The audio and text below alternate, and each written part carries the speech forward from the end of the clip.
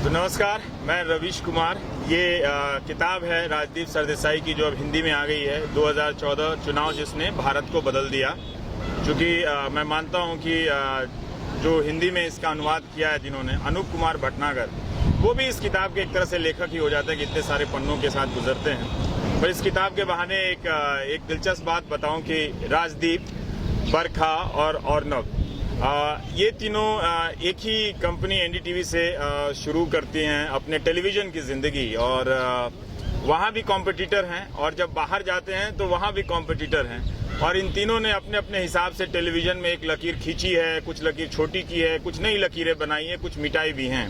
तो इनका अपना एक रोल रहा है, आप चाहे जैसे भी देख सकते हैं। इनकी एक किताब आई, और जब पत्रकार की कोई किताब आती है तो सबसे पहले दिमाग में आती है कि क्या उसने वो बात लिखी है जो अपनी रिपोर्ट में कभी नहीं लिख पाया होगा, क्या वो सच्चाई क्या है, वो जानना चाहते हैं। शायद किसी भी जर्नलिस्ट की राइटिंग में तक किसी भी पाठक को सबसे पहले ये चीज़ ले जाती होगी कि वो क्या चीज़ रह गई जो इतने दिनों की जिंदगी में राजदीप सरदेसाई नहीं बता पाए। और अक्सर हमारे एक मित्र हैं विनीत कुमार, उन्होंने कहा कि मैंने मीडिया पे राजदीप का फॉरवर्ड बहुत पढ़ा है, बहुत लोगों की किताबों में राजदीप का फॉरवर्ड बहुत पढ़ा है, ये पहली किताब है। तो फॉरवर्ड से ऑथर होने की जर्नी के बारे में पहले तो मैं आपसे विवाद लूं। आपने कहा कि कॉम्पिटिटर, एनडीटीवी में कॉम्पिटिटर थे और बाहर मैं वाकई कॉलीग थे, लेकिन कॉम्पिटिटर, मैं दर्शक तो हूँ, मैं उसका पार्टी नहीं, मैं दर्शक के तौर पे तो देखा हूँ। हाँ, लेकिन मैंने कभी इस प्रोफेशन में अपने आप को कॉम्पिटिटर की तरह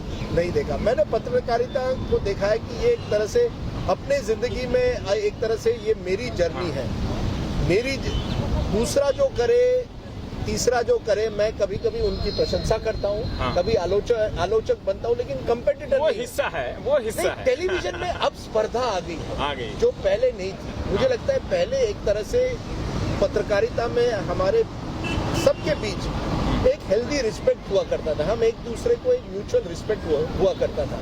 वो धीरे धीरे कम होता जा रहा है क्योंकि स्पर्धा बढ़ गई है। इसलिए मुझे खुशी हुई है किताब लिखने में, क्योंकि कम से कम इस किताब में जब आप लेखक होते हैं तो आप और किताब के बीच में जो रिलेशनशिप होती है उसमें कोई तीसरा व्यक्ति नहीं आता है। जब आप लिख रहे होते हैं आपके कंप्यूटर पे, तो तीसरा कोई व्यक्ति न दर्शक होता है न पाठक होता है, बस आप और आपके किताब के बीच में एक तरह से रिलेशनशिप बन जाती है। और वो रिश्ता इतना ईमानदार होता है कि आपने वो सारी बातें लिखी जो आप लिखना चाहते थे। बिल्कुल। कोई ऐसा प्रसंग जिसको आपने सोचा हो कि नहीं लिखते हैं, पता नहीं लोग कैसे स्वीकार करेंगे? देखिए, पहली बात तो जो आपने कहा कि ऐसा कोई प्रसंग जो लिखा है जो मैंने दिखाया नहीं, जैसे गुजरात के, ये मैंने नहीं कहा। मैं ये कह रहा हूँ कि कोई ऐसी बात है, कोई कहानी आप लिख रहे हैं तो उसका कोई एक लाइन आपने छोड़ दिया हो कि इसको नहीं डालते। देखिए, मुझे लगा कि कहीं ना कहीं मैं अपना ओपिनियन जो है वो थोड़ा दर्शक के, वो पाठक के सामने कम लाना चाहता था, क्योंकि हम लोग टीवी पर इतना ही अपनी राय देते हैं। तो मैंने सोचा कम से कम किताब में मैं स्टोरी लिख रहा हूँ कि हमारे जो जनरल पत्रकार होते हैं अक्सर जब वो किताब लिखते हैं वो अपनी ओपिनियन लोगों पर ठोक देते हैं, जैसे हम कभी हमारे प्रोग्राम में करते हैं। मेरा विचार था कि एक कहानी मुझे कहनी है। मुझे लगा बड़ी दिलचस्प कहानी है। नरेंद्र मोदी किस तरह से प्रधानमंत्री बनते हैं, भारत में किस तरह से चुनाव होते हैं, और उसके बैकग्राउंड में ये अलग अलग कैरेक्टर जो आते हैं, हो रही हैं, राहुल गांधी और चीजें हो रही हैं। मैं उस पर बात करूंगा, पर मैं एक सवाल का जवाब जानना चाहता हूँ। 20 साल 25 साल की आपकी पत्रकारिता रही है, और उन सब को संचित करके उस एक हिस्से को आपने एक किताब लिखी है। क्या मुश्किल रहा पत्रकार बनना इन 20-25 सालों में, या लेखक बनना?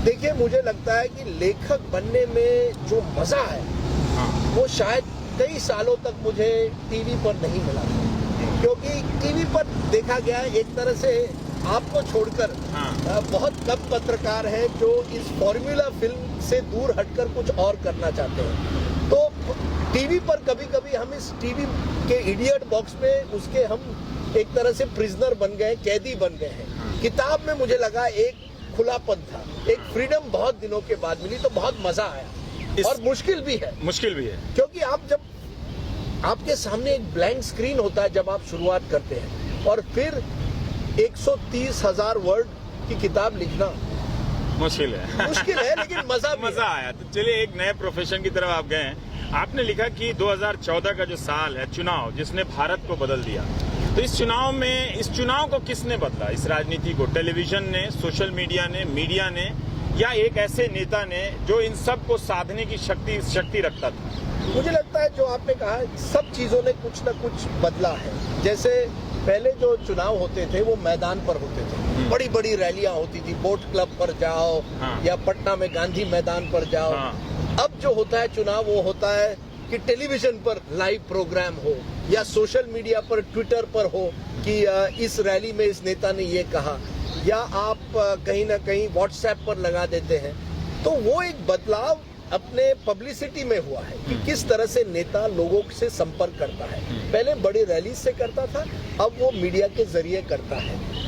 ये एक बदलाव आया। दूसरे इस चुनाव में एक बदलाव आया कि कहीं ना कहीं ये चुनाव जो है, जैसे अंग्रेजी में कहेंगे, एक तरह से प्रेसिडेंशियल बन गया कि हम देश का प्रधानमंत्री कौन होगा, हम पार्टी या हमारा एमएलए या हमारा एमपी कौन है, एजेंडा क्या होगा, वो सब खत्म होके एजेंडा पर भी हम मैनिफेस्टो, कितने जो वोटर हैं आजकल मैनिफेस्टो पार्टी का देखते हैं, या कितने प्रोग्राम होते हैं मैनिफेस्टो पर हम देख रहे हैं। मोदी सरकार 5 साल केजरीवाल, बिल्कुल। और जितना आप उसको सिंपल कर सके उसमें आपकी खूबी होती है कि आप एक आशाएं बढ़ा रहे हैं। 5 साल केजरीवाल या अब की बार मोदी सरकार में क्या गुण है, क्या नहीं है, या बीजेपी का एजेंडा क्या है या कांग्रेस का एजेंडा क्या है, इस पर हम कम जाते हैं। आपको लगा कि उस दौरान सोशल मीडिया और मीडिया इतना उत्तेजित हो गया था कि इन सब बातों के लिए स्पेस नहीं बचा था? स्पेस, टेलीविजन उनका हथियार बन गया था या टेलीविजन को किसी ने अपना हथियार बनाया था? हुआ क्या था? नहीं, आपने बड़ी अच्छी बात की। मुझे लगता है एक तरह से तो हम एक हथियार तो बन ही गए थे। हाँ। ऐसा नहीं है कि पहले भी हम हथियार नहीं थे, हमारे यहाँ उपयोग दुरुपयोग तो करते रहते हैं नेता। लेकिन इसके साथ साथ मुझे लगता है रवीश, कहीं ना कहीं हमारा एक आलसीपन भी है। हम इस चकाचौंध में अब फंस गए हैं। अरे यार, बड़ा नेता है, उसकी रैली चलाओगे तो टीआरपी बढ़ेगी, मोदी जी टीआरपी है। तो इस टीआरपी की जो दौड़ है उसमें चुनाव भी फंस गया है, क्योंकि हम जनता से कम बात करते हैं और नेताओं से ज्यादा बात करते हैं। जनता की क्या मुश्किलें हैं वो बहुत कम दिखाते हैं। जनता की, अगर किसान आत्महत्या कर रहा है उस पर क्या हमने डिबेट किया कहीं चुनाव के दौरान? मुझे लगता है बहुत कम किया होगा। यानी विदर्भा या मराठवाड़ा जैसे जगह जहां आत्महत्याएं हो रही है, पहले इस तरह की रिपोर्टिंग हुआ करती थी चुनाव के दौरान बॉटम अप, यानी जमीन से जुड़ी हुई। अब हम ऊपर से आते हैं, बड़े नेता हेलीकॉप्टर में आते हैं और हम उनकी हर बात पर हम उसको ब्रेकिंग न्यूज बना देते हैं। इस किताब को लिखते हुए एक बात सवाल पढ़ रहा था जब मैं आपसे जानना चाहता हूँ कि मुझे लगा कि आप एक नेता को दूर से देख रहे हैं, इसलिए मैंने शुरू में वो राजदीप बरखा और अर्नब वाला की कहानी बताई कि मैं भी आप लोगों को दूर से देखा हूँ, तो वैसे ही आप नरेंद्र मोदी को देख रहे हैं।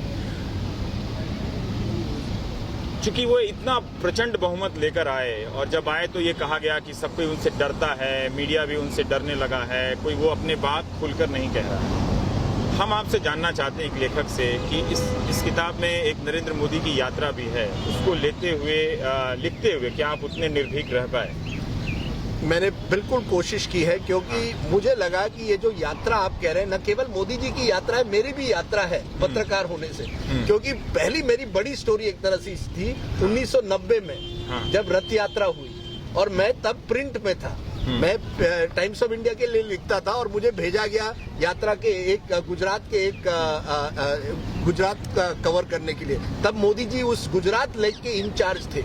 तो तब से मोदी जी का जो सफर है और मेरा जो पत्रकारिता में सफर है, उसको कहीं ना कहीं मैंने जोड़ने की कोशिश की है कि क्या वो व्यक्ति जो मैंने 1990 में देखा था और आज जो नरेंद्र मोदी देखता हूँ, या एनडीटीवी के जमाने में, क्योंकि आप बार बार एनडीटीवी का जिक्र कर रहे हैं और अर्नब बरखा, क्योंकि हम एक तरह से एनडीटीवी परिवार से आते हैं।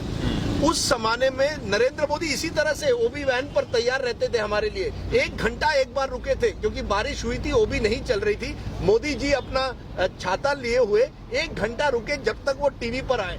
वही मोदी जी आपको आज 1 मिनट नहीं देंगे और वहीं से प्रधानमंत्री बनकर जा रहे हैं। वो अब आप बड़े आदमी बन गए, हम तो वही के वही रह गए। तो भारत के प्रधानमंत्री हैं, लेकिन एक पत्रकार इन रिश्तों को कैसे देखेगा? पत्रकारिता का विद्यार्थी इस किताब को पढ़ रहा है मुझे लगता है कि उसे पढ़ना चाहिए, क्योंकि आप लंबे समय तक संपादक रहे हैं, संवाददाता रहे हैं, तो इन सबका एक पूरा तजुर्बा है।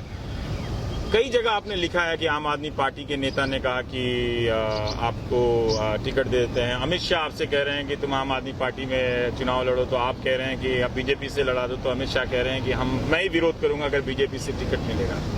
मैं ये जानना चाहता हूं कि पत्रकार इन नेताओं से रिश्ते रखने में वो लाइन कहाँ ड्रॉ करे। अगर उसे, कई बार लोगों को लगता है कि आपको राज्यसभा का ऑफर मिल रहा है या कुछ और पार्टी में इस तरह से कह रहे हैं, तो लोगों को लगता है कि शायद आप इतना घुल मिल गए हैं तभी वो आप पे वो ऑफर मिलता है। बिल्कुल सही रवीश, और आपने पहले सवाल में इसके पहले भी कहा था आप कितने निर्भीक थे इस किताब लिखते हुए। देखिए, मुझे लगता है पत्रकार जो है वो इस लेवल तक राजनेताओं से जुड़ गया है। एक तरह से हम उसी सिस्टम से जुड़ गए हैं, इसलिए ना निर्भीक रह पाते हैं कभी कभी, ना स्वतंत्र रह पाते हैं। और मेरी कोशिश पिछले 26 साल में रही है कि किसी ने भी टिकट अगर कहा है राजदीप आप चुनाव लड़िए, ममता बनर्जी ने, जैसे मैंने किताब में कहा कि आप राज्यसभा लड़िए तृणमूल से, आप राज्यसभा मेंबर बन जाइए, या अरविंद केजरीवाल कहते हैं आप राजनीति में आ जाइए। मुझे इससे कोई दिलचस्पी नहीं है, क्योंकि मैं पत्रकार हूं। जब तक मैं अगर मैं कल राजनेता बन जाऊं तो मैं पत्रकारिता से मेरा कोई रिश्ता नहीं रहेगा, लेकिन जब तक पत्रकार हूं मैं ये नहीं, किसी नेता को ये सेटिस्फेक्शन नहीं देना चाहता कि आपने अपने पत्रकारिता का दुरुपयोग करा। आपका एक एजेंडा था, मेरा कोई एजेंडा नहीं है। मैं मोदी जी रीडर पढ़ते समय, और ये चूंकि आपने इसमें लिखा है, कई पत्रकारों के बारे में लिखा है, कई बार होता है कि हम मीडिया वाले लिखते समय दूसरे पत्रकार या दूसरी संस्थानों के बारे में टिप्पणी नहीं करते हैं, पर आपने लिखा है। रजत शर्मा के बारे में भी लिखा है, अर्नब के भी बारे में लिखा है, और भी लोगों के बारे में लिखा है। पाठक ये कंफ्यूज कर सकता है, या मैं चाहता हूं कि वो कंफ्यूज करे, वो पढ़ने की वो भी एक पहली शर्त होती है कि आप उसको पजल्ड हो देखिए कि हमारे पत्रकार बहुत ज्यादा उस सिस्टम में चले गए हैं। बिल्कुल हम सिस्टम में चले गए हैं, क्योंकि देखिए पत्रकार जो होता है उसकी जो नेचुरल टेंडेंसी होनी चाहिए वो एंटी एस्टेब्लिशमेंट होनी चाहिए, कोई भी सरकार हो। गणेश शंकर विद्यार्थी का कोट है कि पत्रकार को हमेशा विपक्ष में होना चाहिए। बिल्कुल, हम तो विपक्ष हैं ही, हमें बिल्कुल सही कहा, क्योंकि अगर यूपीए की सरकार है तो यूपीए को सवाल पूछो, अगर एनडीए की सरकार होती है तो एनडीए को सवाल पूछो।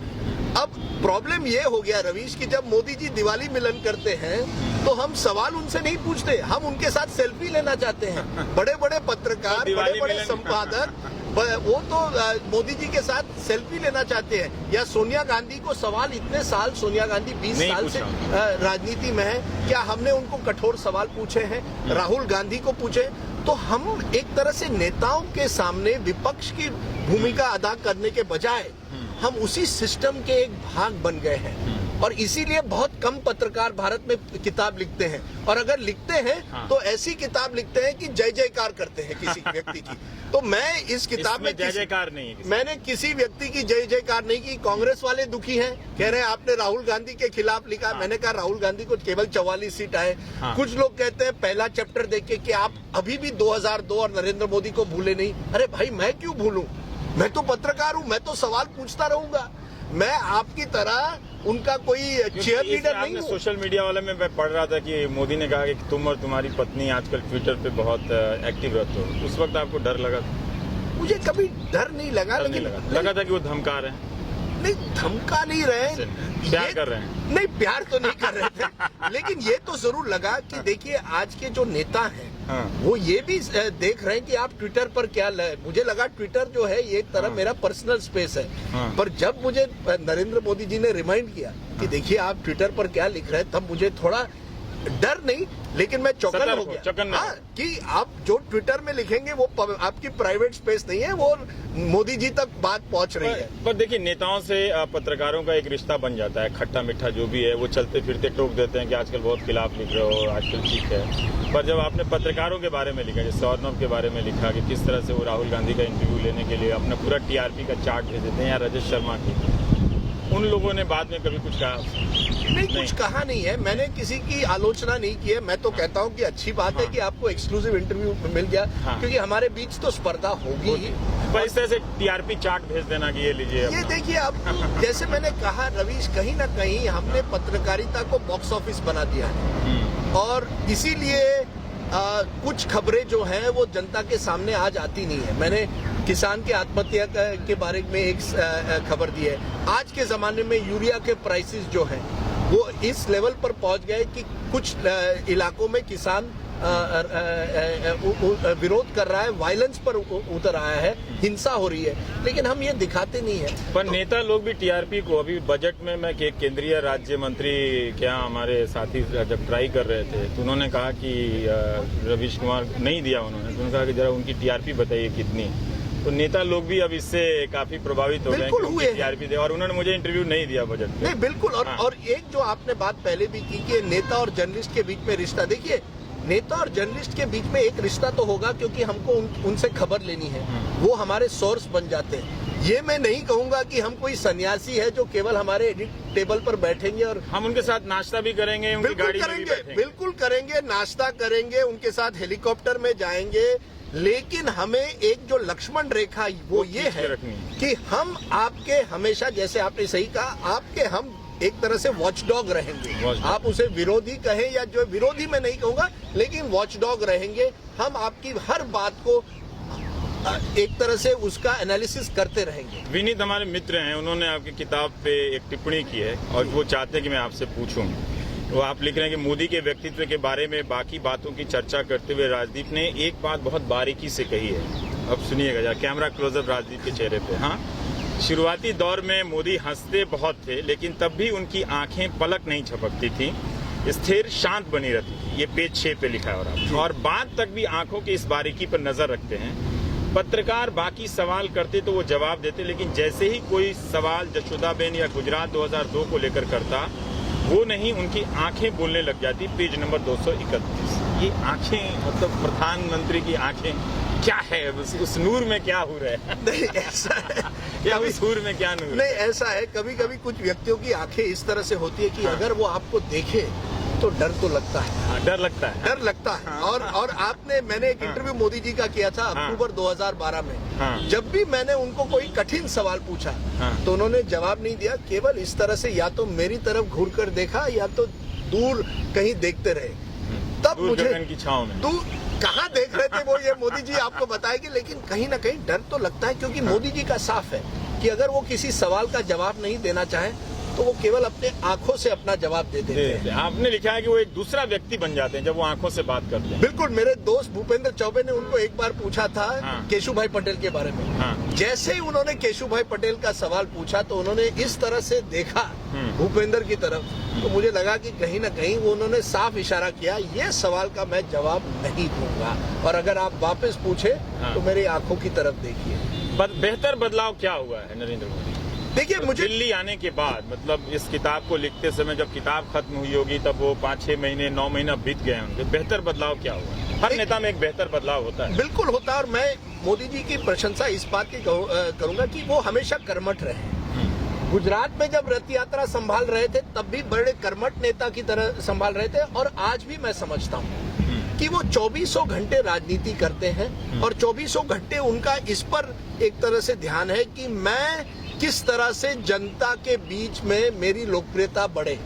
अब उसमें थोड़ी मार्केटिंग भी होती है, मेरी मन की बात रेडियो पर हमें, तो वो मार्केटिंग भी है, लेकिन साथ साथ हमेशा कुछ ना कुछ नई आइडिया लाते रहते हैं। शुरू में एक बात कही थी इसी से, लेकिन उन्होंने आके पूरे चुनाव को एक तरह से एक्सेल सीट वाला चुनाव बना दिया कि मैनेजर हैं, इस तरह से हार्वर्ड से या कॉर्पोरेट नौकरियों से आए। कुछ चर्चाएं हम पहले के चुनाव में सुनते थे कि कोई नीतीश कुमार से जुड़ गया या कोई ममता बनर्जी से जुड़ गया या कोई कहीं कहीं जुड़ गया, लेकिन मोदी ने उन्हीं चीजों को समेट कर एक बड़े स्केल पे किया। आपको लगता है कि जनमत वहां से बना होगा उनके पक्ष में, या स्थितियां पहले से बनी हुई थी कि ये मोदी की? बिल्कुल। मुझे नहीं लगता कि आप चुनाव एक्सेल शीट या कंप्यूटर पर जीत सकते हैं। चुनाव आप जीतेंगे जब आप लोकप्रिय नेता बनेंगे। चुनाव आप जीतेंगे जब लोगों का गुस्सा था यूपीए की सरकार के खिलाफ कि महंगाई बढ़ गई थी, नौकरियां लोगों को नहीं मिल रही थी। 10 साल की सरकार जब बनती है एक थकावट भी होती है। मनमोहन सिंह जी कुछ बोल नहीं रहे थे। मैंने हमेशा कहा है कि मोदी जी को, मनमोहन सिंह जी को एक थैंक यू कार्ड देना चाहिए कि वो बोलते नहीं थे, इसलिए मोदी जी बड़े नेता बन गए। राहुल जी जब बोलते हैं तो लोग एक तरह से उनकी हंसी उड़ा रहे थे, उसका भी फायदा मोदी जी को हुआ। अखिलेश जी ने बड़े वादे किए यूपी में, वो निभाए नहीं, उसका फायदा मोदी जी को हुआ। मणिशंकर अय्यर कहते हैं कि मोदी जी जो है वो तो चाय की दुकान शुरू करे, उसका भी मोदी जी को फायदा हुआ। कई लोगों ने मुझे फील्ड में कहा, खासकर अरविंद केजरीवाल की जीत के बाद, उसके दौरान भी, मतलब पहले से ही, कि टीवी नेता पैदा कर रहा है। कैसा है क्या? हम नेता पैदा, देखिए, टीवी नेता नहीं पैदा कर रहा है, लेकिन प्राइम टाइम जो है, कुछ नेता प्राइम टाइम के मास्टर बन गए हैं।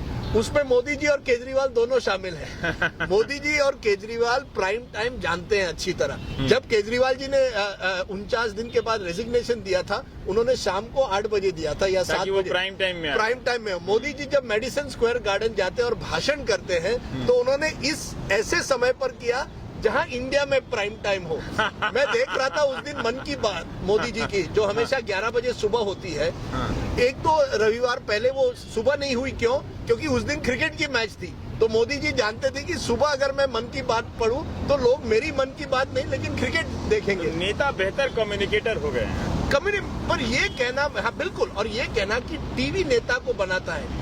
टीवी के जरिए एक माध्यम है जिससे नेता अपनी बात, अगर आपके पास आपकी बात में दम हो तो वो जनता के सामने रख सकते। अगर मोदी जी के बात में दम नहीं होता या केजरीवाल जी के बात में दम नहीं होता, तो वो चुनाव नहीं जीतते। पर राजदीप, क्या ऐसा नहीं हुआ कि नेता या जो अदृश्य शक्तियों की बात करते हैं लोग, जो मीडिया के जो विश्लेषक हैं, जैसे विनीत हमारे मित्र हैं, और मैं कहता हूं कि अंग्रेजी में भी कोई टेलीविजन को इतना सीरियसली नहीं पढ़ता जितना विनीत पढ़ता है, तो उसको अक्सर कहना है कि कॉर्पोरेट ये सब मिलके टेलीविजन पे जिस भारत का जो कॉन्ट्राडिक्शन, अंतर्विरोध देखना था, वो सब गायब करके एक पर्सनालिटी को ला दिया गया। इसलिए टीवी कई बार नेता बना देता है। ये कुछ हद तक सही है। हम ये कह सकते हैं, मुझे लगता है कि देखिए, चुनाव 2014 का कांग्रेस हारने ही वाली थी, बीजेपी नंबर 1 पार्टी बनने वाली थी, 180 से 200 सीट तो बीजेपी को मिलने ही थे। ये जो एक्स्ट्रा 70-80 सीट मिले हैं, इसमें मैं समझता हूँ मीडिया ने जो माहौल बनाया, या मोदी जी के कैंपेन, जिप कैमरा आया, वो सारा कुछ आया, जो कैंपेन मोदी जी ने के स्ट्रेटेजिस्ट ने बनाया कि हर दिन चुनाव के एक दिन पहले पूरी एडवर्टाइजिंग केवल बीजेपी की दिखाई गई, या जिस तरह से हर मीटिंग को आपने 2-3 बार लाइव दिखाया, उससे माहौल जरूर बदला। लेकिन आपका ये कहना कि केवल मीडिया के जरिए चुनाव जीता जा सकता है, या केवल कॉर्पोरेट की, देखिए कॉर्पोरेट चाहते थे कि अरविंद केजरीवाल हार जाए चुनाव, अरविंद केजरीवाल फिर भी जीते। कुछ चैनलों ने, मैं तो कहता हूँ, साफ साफ सुपारी ली थी कि अरविंद केजरीवाल को दिल्ली में हराना है। इसके बावजूद केजरीवाल जी जीते। नरेंद्र मोदी भी करते हैं कि उनके खिलाफ लिखने के लिए अंग्रेजी मीडिया ने एक तरह से सुपारी ले ली। मोदी जी कहते हैं कि 2002 के बाद, लेकिन मैं इस बात से बिल्कुल सहमत नहीं हूं, और मोदी जी ने खुद ये दर्शाया। 2007 में गुजरात जीते, 2012 में जीते। अगर मीडिया खिलाफ है, कुछ लोग आपकी आलोचक बन सकते हैं, लेकिन मैं समझता हूं कि केवल मीडिया के जरिए ना आप चुनाव जीत सकते हैं ना हार सकते हैं। आप जीतेंगे। मुझे लगता है कि जो हमारी जनता है वो टीवी कम देखती है, टीवी में नेताओं को अपने तरीके से वो देखते रहती है, शायद इसलिए। बिल्कुल, और इसी में हम, अगर कल आप प्रोग्राम करें 2002 के दंगों पर, तो आपके खिलाफ लोग कहेंगे रवीश कुमार जो है वो पूरी तरह से मोदी जी के खिलाफ है। अगर आप स्वच्छ भारत पर प्रोग्राम करें तो वही लोग कहेंगे वाह वाह, रवीश कुमार ने आज मोदी जी की बात रखी है। तो हम जो चाहते हैं, दर्शक जो चाहता है या पाठक जो चाहता है, हम चाहते हैं कि वो जो पत्रकार है वो हमारी जो दृष्टि है उस पर एक थप्पा मार दे, और जब वो मार दे तो हम खुश होते हैं। अगर हम सवाल नहीं मारे तो फिर रोने लगते नहीं, जब सवाल पूछे तो नहीं। और उसके साथ साथ आजकल नया जो है कि आप एंटी नेशनल हैं, आप देश विरोधी हैं। अरे भाई, सवाल पूछने में देश विरोधी बन गए। अगर हम सवाल नहीं पूछेंगे तो कौन? सब जय जयकार अगर करेंगे। पब्लिक ओपिनियन सोशल मीडिया से आ रहा है राजदीप, उससे असर पड़ रहा है क्या आपके सवाल पूछने में या टॉपिक डिसाइड करने में? क्या न्यूज रूम की वो दीवार गिर गई है क्या? अगर 5000 लोग ट्वीट करने लगे कि राजदीप एंटी मोदी हैं या एंटी केजरीवाल हैं, तो एक तरह से डिसाइड करने में, टॉपिक या बोलने में फिर फर्क पड़ने लगता है क्या? मुझ पर ज्यादा नहीं पड़ा है, लेकिन मैं ये कहूंगा कि पूरे माहौल पर, न्यूज रूम पर जरूर पड़ा है, बिल्कुल पड़ा है। क्योंकि, और मोदी जी भी जानते हैं, मोदी जी ट्विटर और फेसबुक पर क्यों आए? क्योंकि वो जानते हैं कि अगर वो केवल मेन स्ट्रीम मीडिया में जाते, टीवी या प्रिंट में जाते, तो उनकी बात शायद उस लेवल तक जनता तक नहीं पहुंचती, क्योंकि हर बात पर एक सवाल उठता, क्योंकि प्रिंट में या टीवी पर आप सवाल उठाते। ये जो ट्विटर वगैरह है, वन वे कम्युनिकेशन बन गया है, और उसके जरिए अगर आप ट्रेंड करें या किसी चीज को हैशटैग बना दे, तो फिर पत्रकार जो न्यूज रूम में बैठा हुआ है, न्यूज एडिटर, वो देखता, अरे बाप रे, ये जो बात है निर्भय की डॉक्यूमेंट्री जो है, ये तो नंबर 1 ट्रेंड हो गया, चलो इसी पर डिस्कशन करते हैं। किसान की आत्महत्या। वैसे पत्रकार तो अब सेंसरशिप की भी बात करने लगे हैं। नहीं, वही तो, लेकिन मेरा ये हालत आ गई है। नहीं, मैं तो 2 बातें कहूंगा। इमरजेंसी के दौरान पॉलिटिकल पार्टियों ने मीडिया पर सेंसरशिप डाली थी। इंदिरा गांधी के कांग्रेस ने पत्रकार पर सेंसरशिप डाली थी।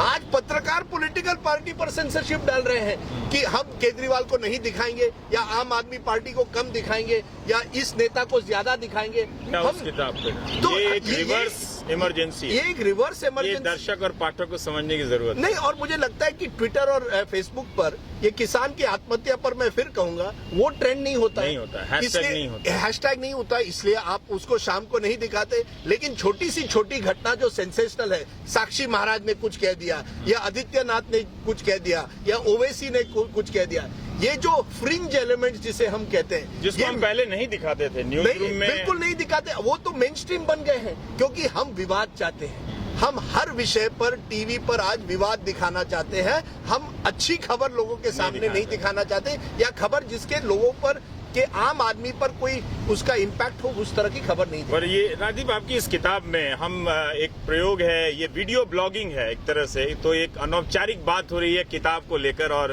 राजनीति को लेकर। 2 मिनट और आपका लेना चाहता हूँ। इस तस्वीर में नरेंद्र मोदी आगे हैं, अभी भी आगे हैं, राहुल गांधी पीछे हैं। कभी ये तस्वीर रिवर्स होगी, आपको लगता है हिंदुस्तान की राजनीति में?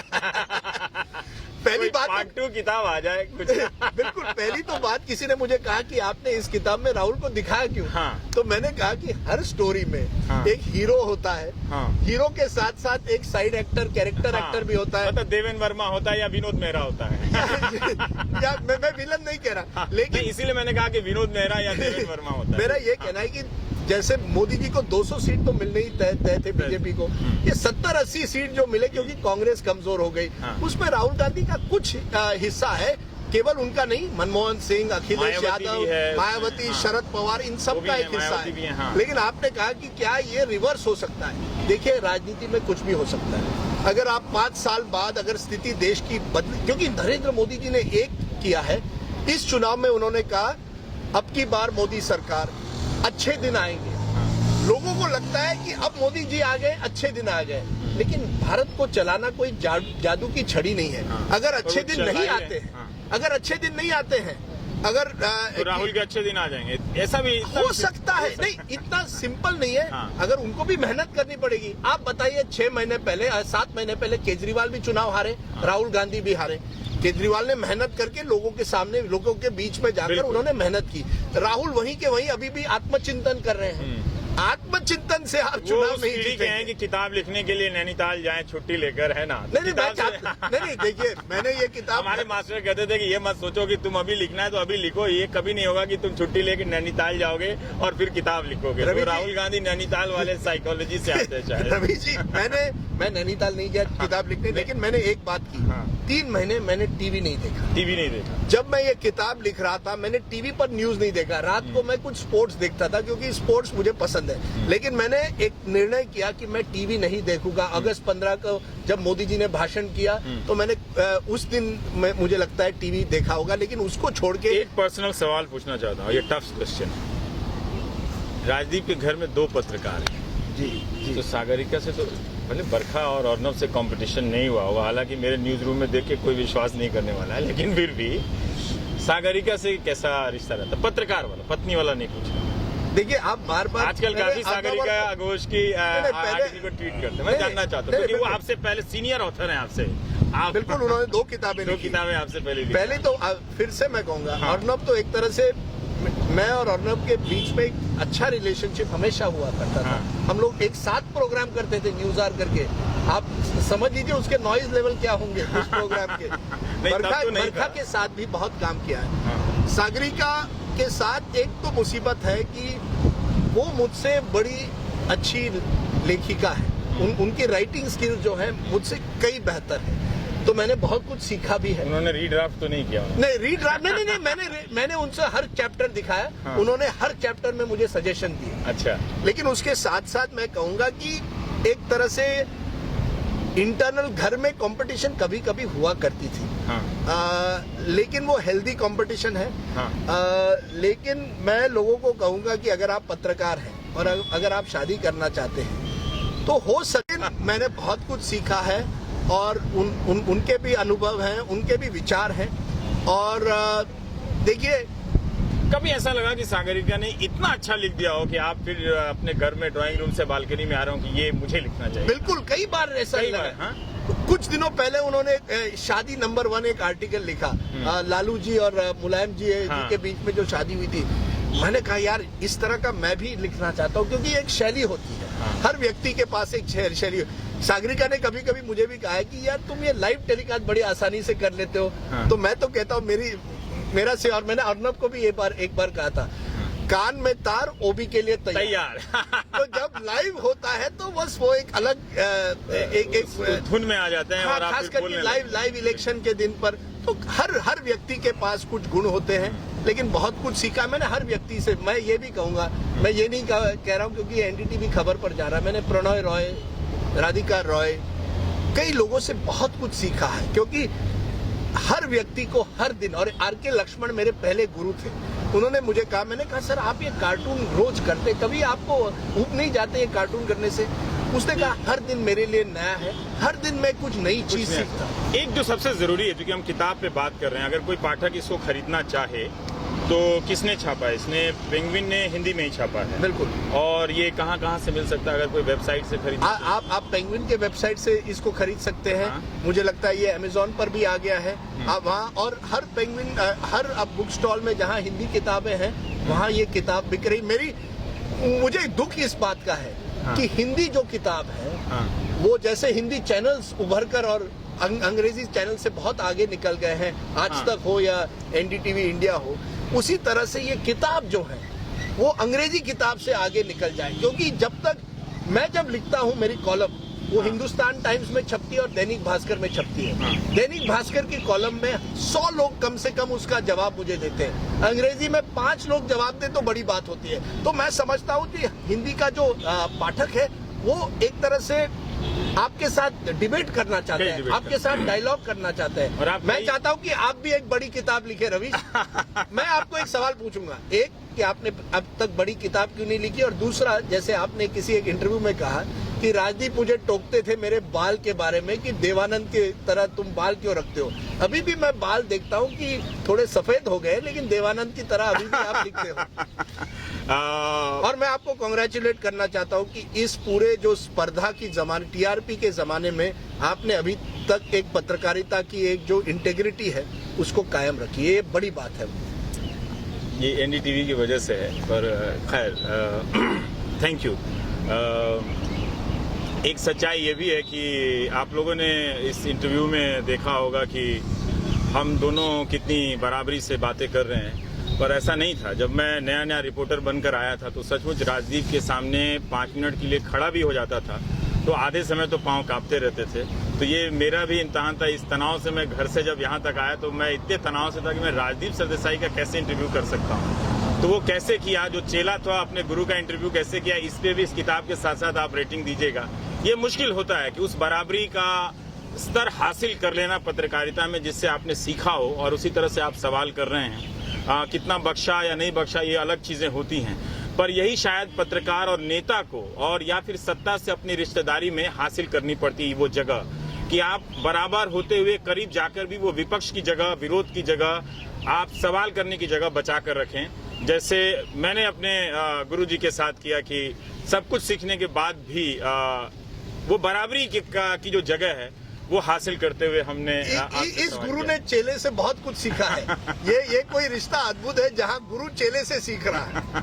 तो बहुत बहुत शुक्रिया। तो राजदीप सरदेसाई की किताब है 2014 चुनाव जिसने भारत को बदल दिया, और इस चुनाव की वजह से मुझे भी एक मौका मिल गया अपने पहले एडिटर के साथ इंटरव्यू करने के लिए। नमस्कार।